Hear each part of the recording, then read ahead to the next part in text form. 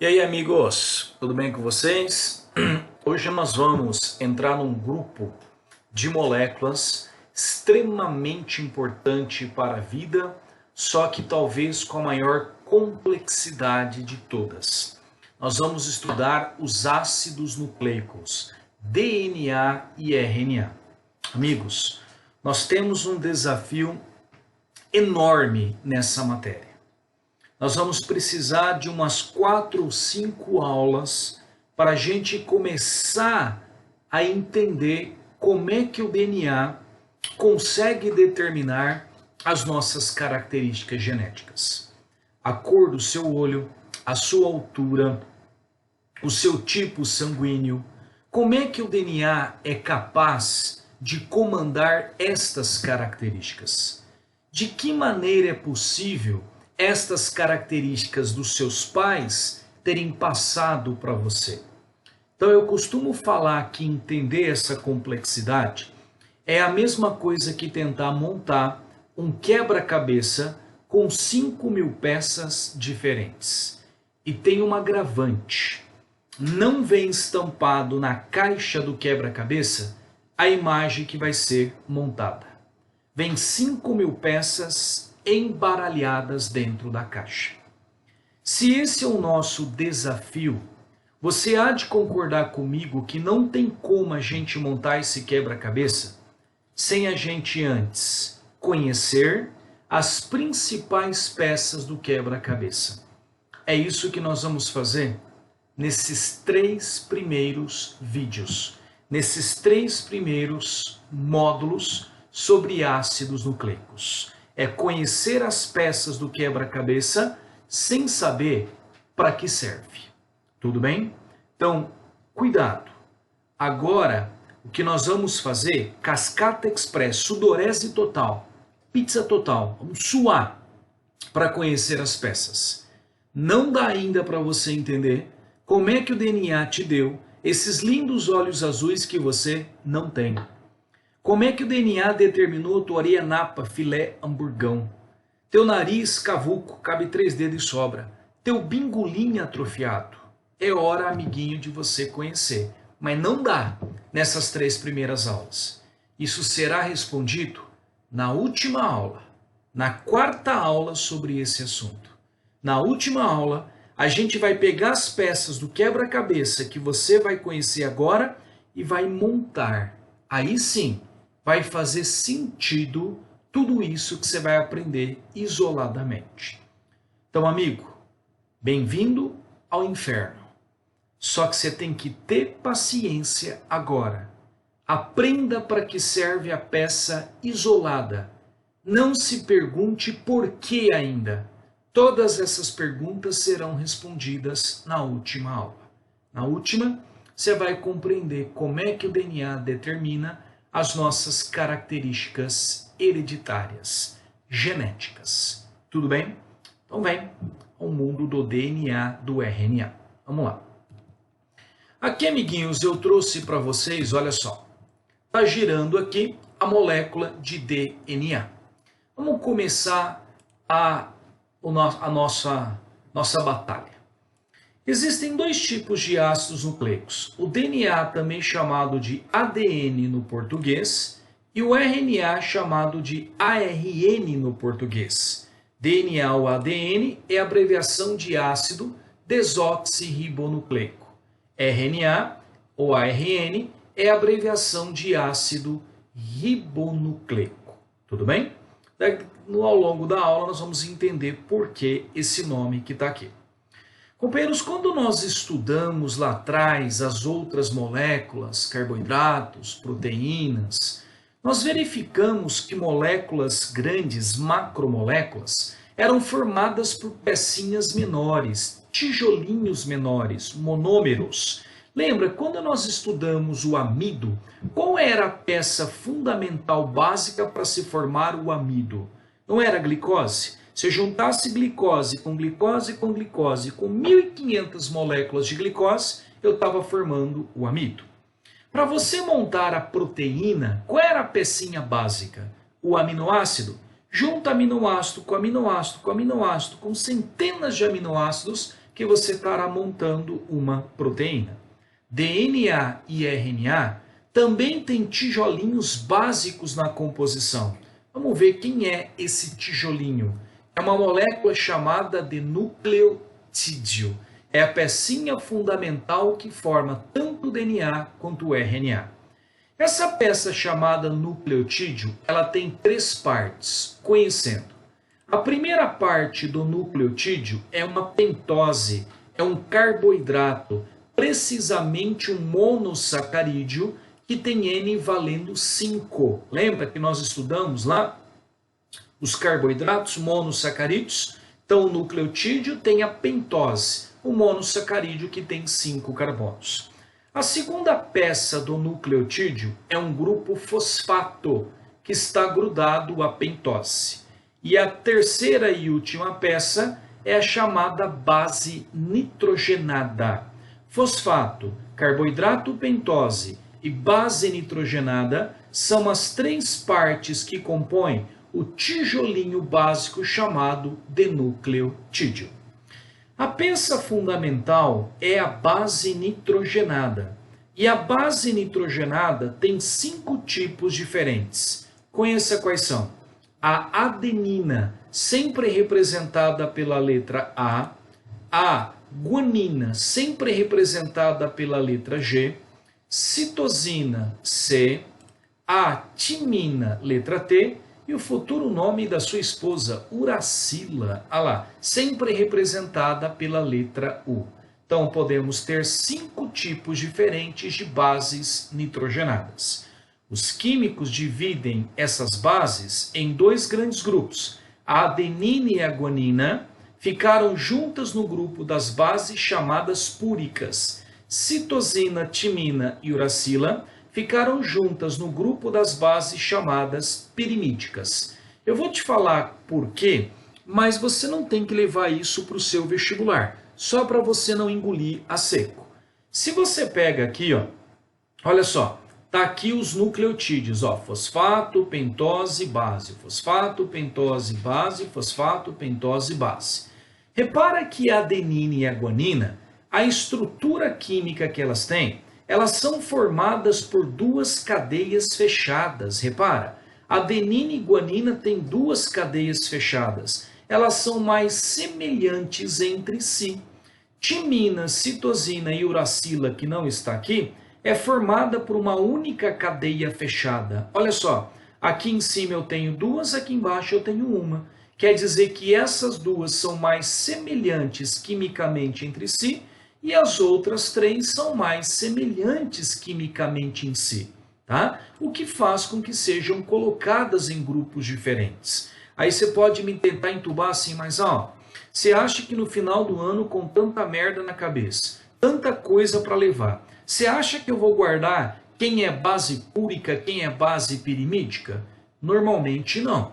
Por isso que tem uma frase para te salvar. Não é nem uma frase, é um provérbio. Olha só, amigo, olha a frase que vai te salvar. Olha essa, Aldo, gostoso e puro. Olha a frase que te salva. Olha lá, olha só. A adenina e a guanina são bases púricas. Adenina e guanina, são bases púricas, puro. Aldo gostoso e puro te salva. Adenina e guanina são bases púricas. Ora, as outras 3 que não estão nessa frase, citosina, timina e uracila, só podem ser bases pirimídicas. Tentou lembrar, não conseguiu, apela. Aldo gostoso e puro, adenina e guanina são bases púricas. Quem não tiver na frase são bases pirimídicas. Muito bem.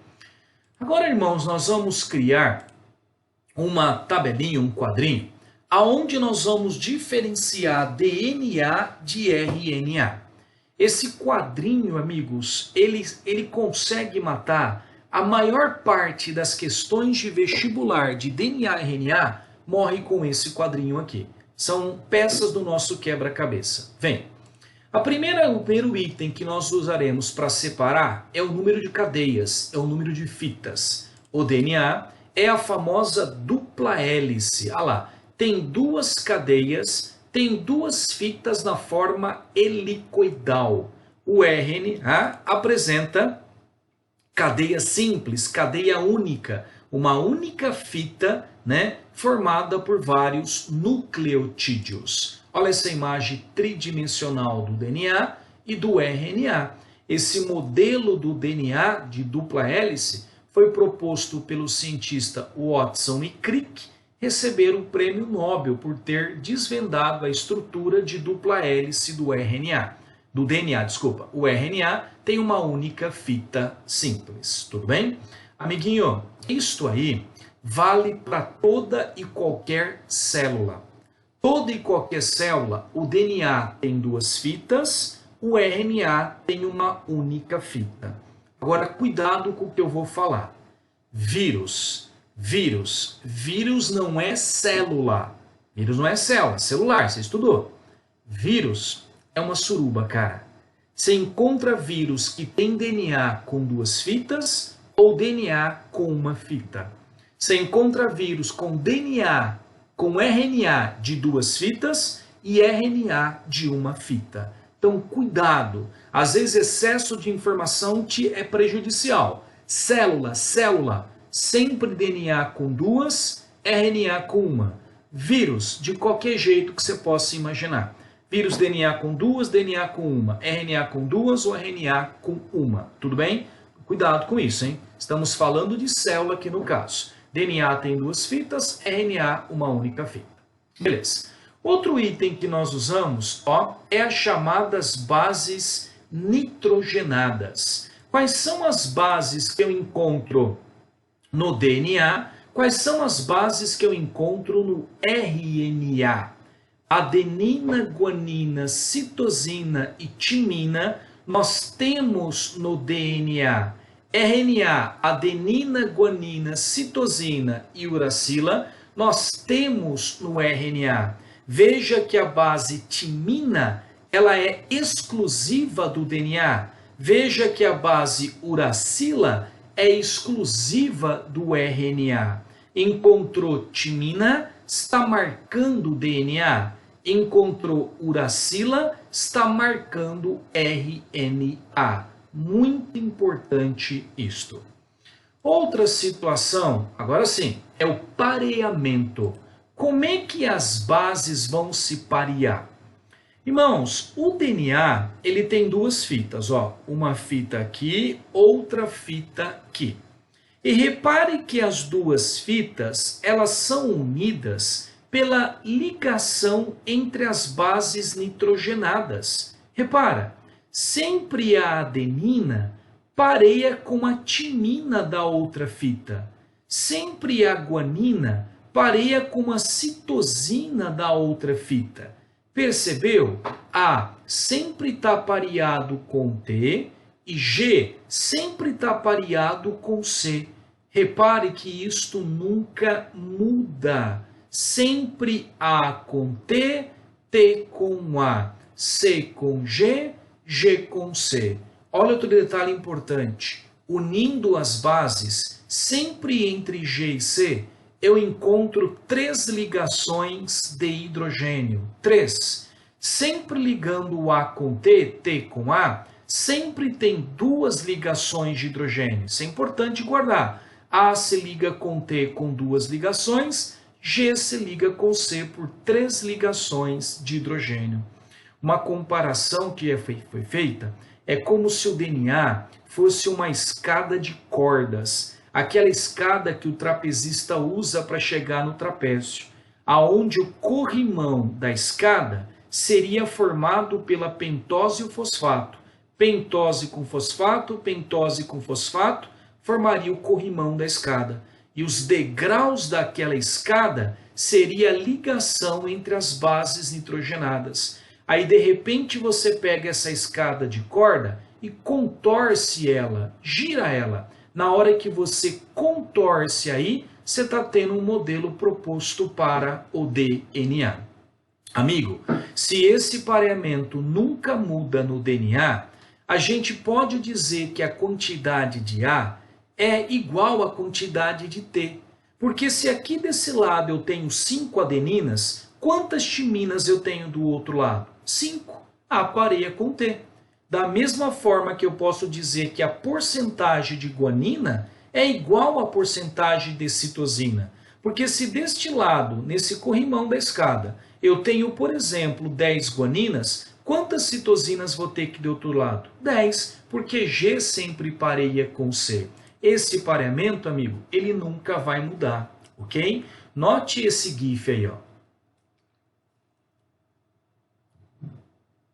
Você tem aqui embaixo uma das fitas do DNA, estamos produzindo a fita complementar.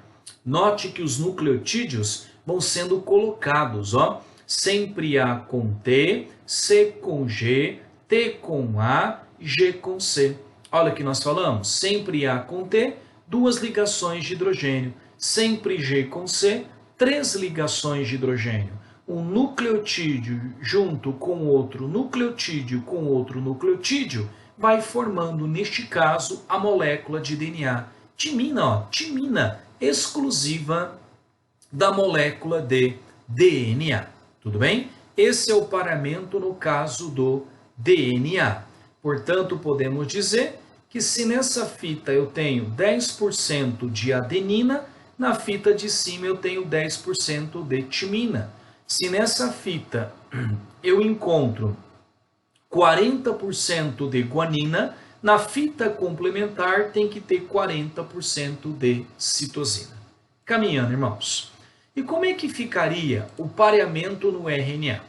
Peguei aqui um pedaço do DNA, somente uma das fitas do DNA, com alguns nucleotídeos, algumas bases. O DNA, eu costumo fazer a seguinte comparação. É como se ele fosse o engenheiro da célula. A palavra engenheiro é perfeito para o DNA. Porque o engenheiro, quando ele quer construir uma casa, por exemplo, ele sabe como deve ser feita, ele sabe como fazer. Mas o engenheiro não faz. Ele não vai colocar a mão no pesado, carregar tijolo, rebocar, levantar a parede. Não vai. Ele sabe.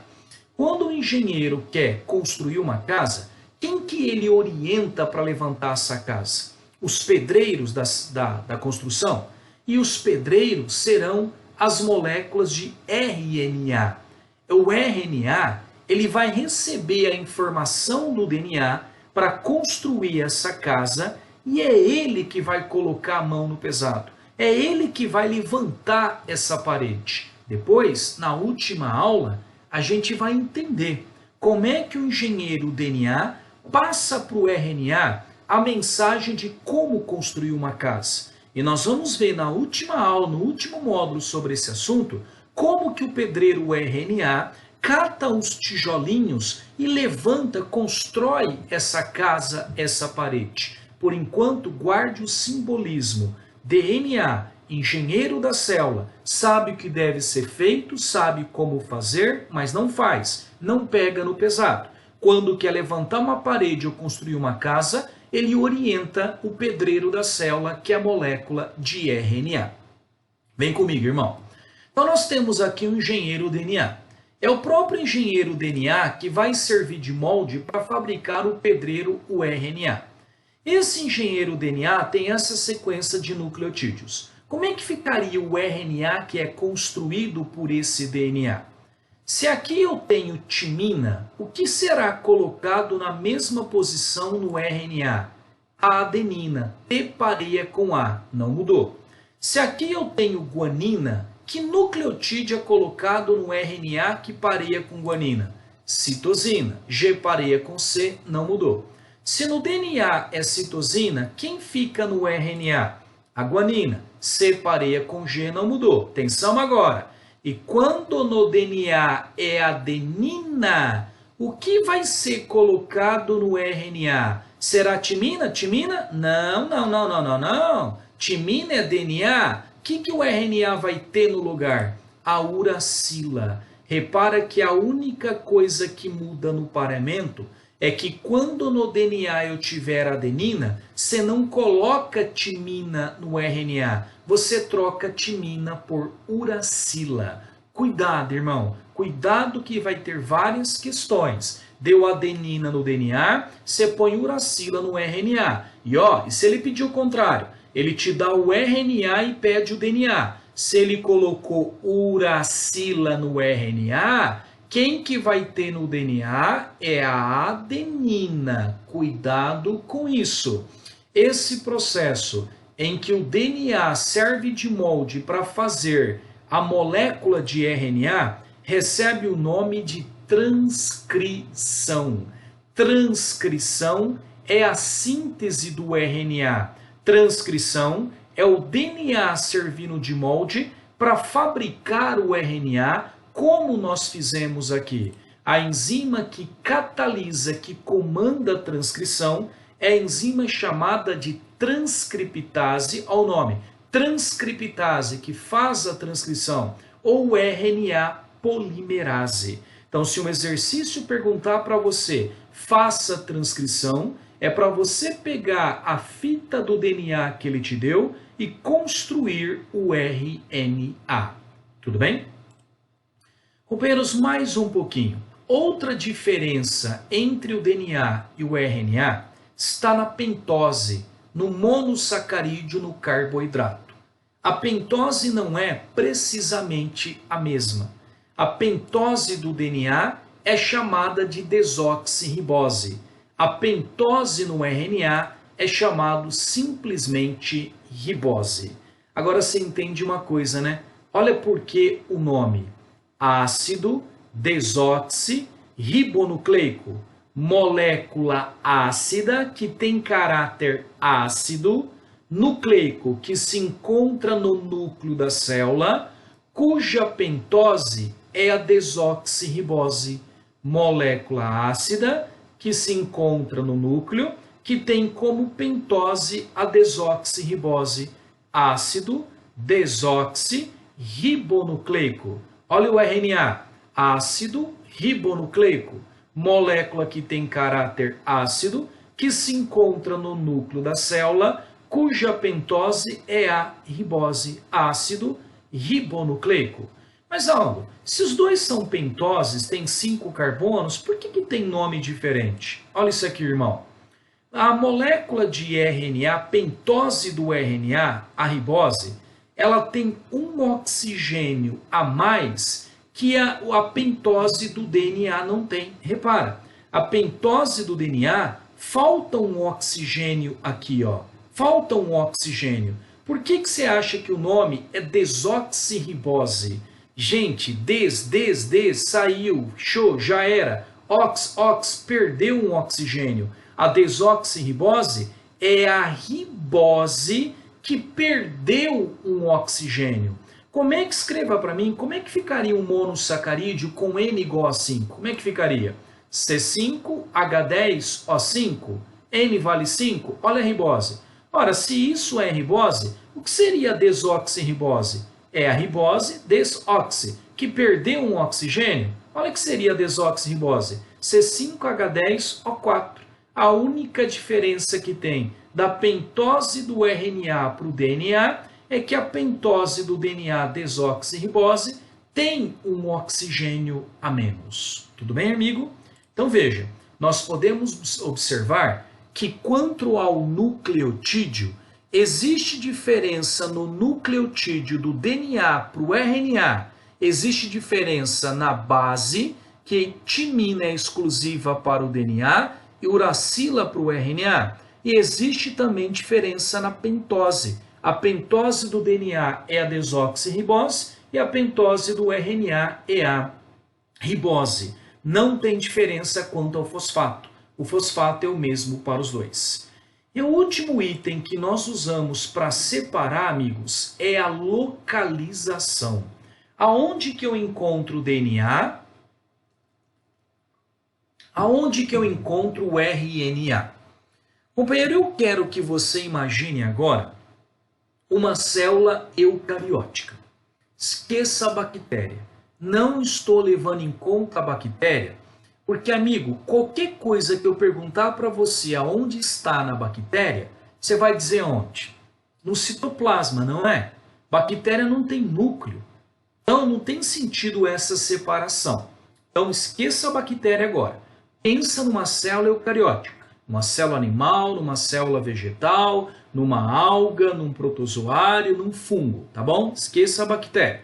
Olha onde nós encontramos DNA na célula eucariótica. 99% do DNA se encontra no núcleo da célula. Daí o nome ácido nucleico, molécula que tem caráter ácido e que se encontra no núcleo. No começo achava que só tinha no núcleo, daí o nome ácido nucleico. Mas hoje nós sabemos que tem um tiquinho também de DNA dentro dessas duas organelas. Mitocôndria e cloroplasto apresentam o seu próprio DNA, certo? Se esses são os lugares aonde tem DNA, aonde que eu vou encontrar RNA?